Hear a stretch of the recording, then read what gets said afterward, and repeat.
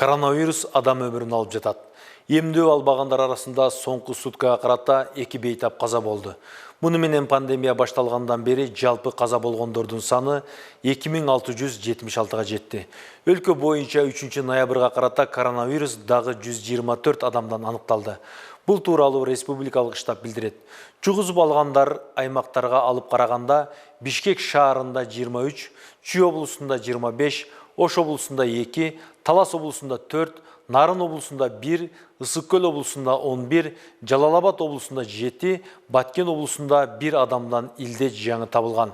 Ал эми бир суткада 97 адам илдеттен сакайып чыккан. Бүгүнкү күндө ооруканаларда коронавирустан 605 бейтап, үйдөн 803 адам дарыланууда. Кыргызстанда пандемия башталгандан бери 181 499 адам коронавирус жуктурган. Алардын ичинен 175 892 айыгып чыкты.